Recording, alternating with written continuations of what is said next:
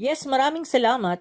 Nagtatanong itong si dating Pangasinan Congressman at Agrarian Reform Secretary Hernani Braganza sa Kongreso kung bakit inunang suspindihin pa si Cavite Representative Kiko Barsaga, gayong mas dapat unahin ng mga ito na imbestigahan ang mga contractor congressmen ng mababang kapulungan ng Kongreso.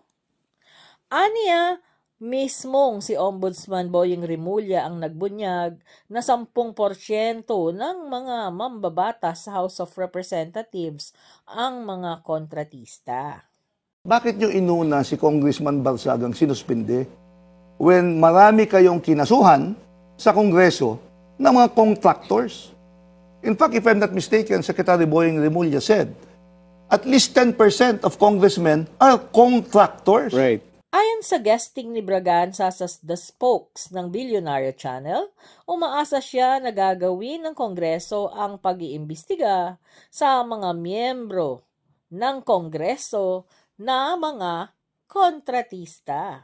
Sa kaugnay na balita, binatikos naman ni Vice President Sara Duterte ang desisyon ng House of Representatives na suspindihin nga ito si Barsaga ng 60 days dahil sa disorderly behavior at tinawag itong paraan upang patahimikin ang mga nagsasabi na hindi komportableng katotohanan.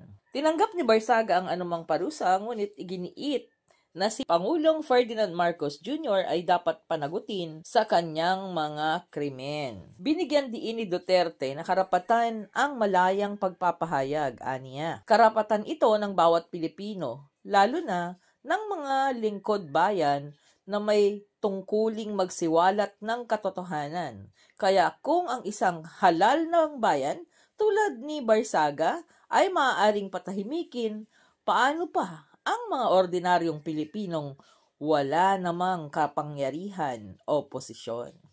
At yan ang report. Ito po si Mel Aligada reporting para sa Media House Express News Channel, ang kauna-unahang internet TV radyo sa Pilipinas. Back to you.